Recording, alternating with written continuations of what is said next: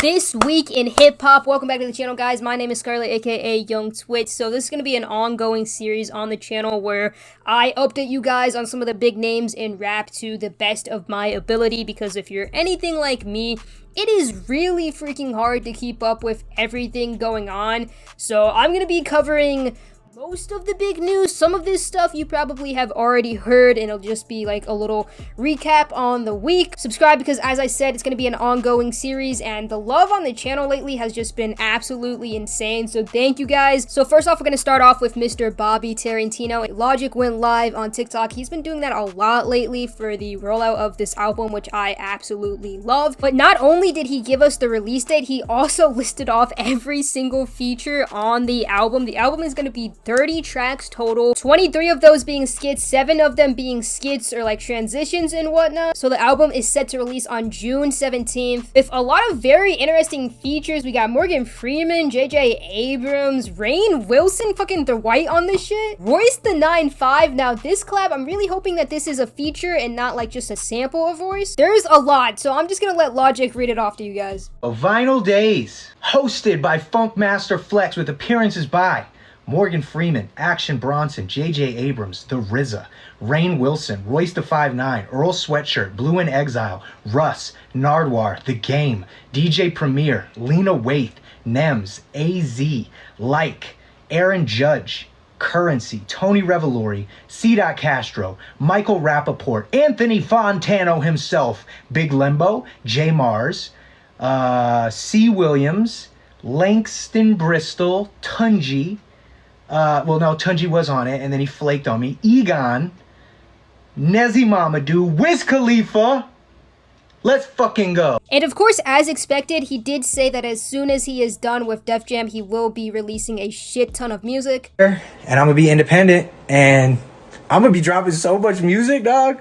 The only bummer is they got me in this clause where, like, technically they're like, you can't release music for 9 months, so they're trying to, like, hold me up and not let me release music after I dropped this album, after I've been on their label for 10 years, which doesn't make any sense. Friday, he dropped Therapy Music with Russ, which was a really, really good collab and something that I never thought I would see. And honestly, it really sets the tone for the album. We know kind of what the vibe is going to be like, and dude, it's just bar after bar after bar. I don't know if I'm gonna be able to handle it, especially with it being, it's literally 23 songs. Now, of course, some of them are gonna be shorter and some of them are gonna be longer. I'm expecting it to be a pretty balanced album. I'm expecting the skits to be absolutely hilarious. Yeah, all in all, with the 3 singles he's dropped so far, I'm super excited. Therapy Music is definitely my favorite, then Tetris, then Decade, which I think a lot of us we're like pretty much agreed on. Is moving on, now we gotta talk about K-Dot, aka Kendrick, aka Mr. Morale. So on May 3rd, he posted this on the Oklahoma website. So we know that we're getting Mr. Morale and the Big Steppers on Friday, May 13th. What we're not too sure of, and what a lot of us are speculating on, is whether or not we are getting 1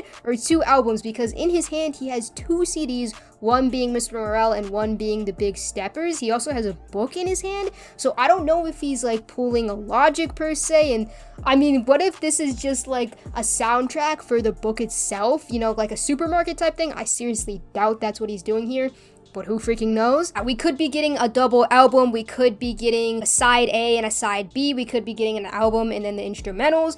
I don't know. This Friday is absolutely gonna be fun. May 13th, my body's ready. Last Friday, not this Friday, but the one before that, Future dropped I Never Liked You, which sold 227K its first week, which makes it the #1 debut album of 2020 so far. It's 2022, I'm stupid, but in second place, we got Gunna with 87 million, then Lil Durk with 38, and honestly, I'm pretty surprised for this.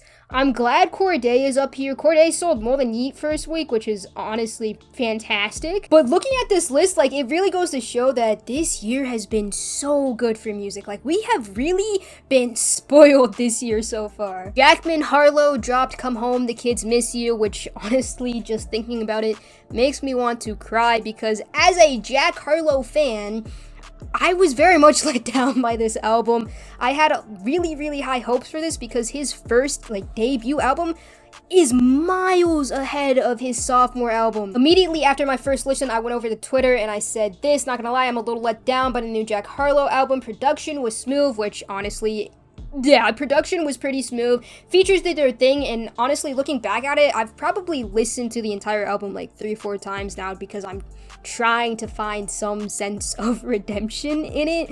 But as far as the features go, I feel like they didn't really add much, okay? I said they did their thing, and really what I meant by that was like Pharrell, yes, you can hear the production influences there. Justin Timberlake's feature was super nostalgic feeling, but again, what did it really add? Drake's feature was by far the best, so good that Jack literally had to go back and add more verses to his verse, or add more bars. I actually did enjoy Lil Wayne's feature. Wayne has been in his feature bag for a while now, but the auto-tune was just unnecessary. All in all, I want to say the album isn't terrible. As far as like the replay value of it goes, I'm probably only going to go back and visit 3 songs-ish, and that's definitely the one with Drake, Churchill something. Like a Blade of Glass is probably my second favorite song. Nail Tech is top 5 for me. Young Harleezy is top 5, and like the first half of I'd Do Anything to Make You Smile was beautiful, but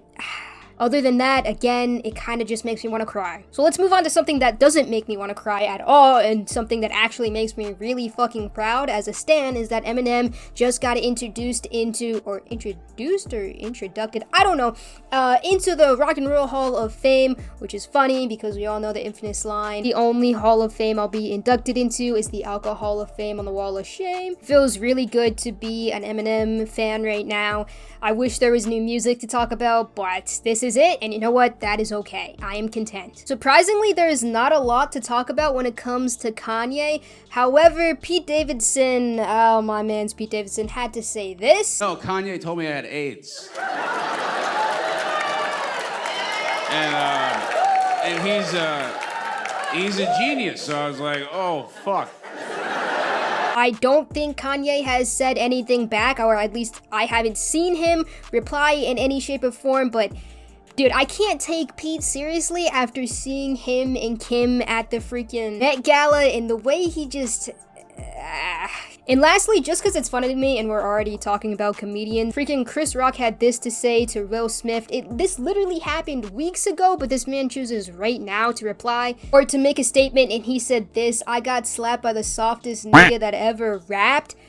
What? He obviously didn't listen to Jack Harlow's new album yet, but either which way, that's pretty much the end of the video, guys. I really hope you enjoyed. I really hope that you subscribe and you become part of the Twit Mafia, because I would love to see you here more often. Leave a like if you enjoyed. Comment down what's your favorite moment that happened this week. Comment down if I missed anything from some of your favorite rappers, because mostly I'm just going to be covering my favorite rappers and like updates on them, just because those rappers are already on my radar, you know what I mean? And I don't really want to go out of my way to cover artists that I don't really care about. So, yeah. Maybe I'm selfish, maybe I'm not, I don't know. But yeah, I hope you're having a fantastic day. Go push a fucking shopping cart. In other words, get off your ass and go follow your dreams. And I'll see you guys in the next one. Much love.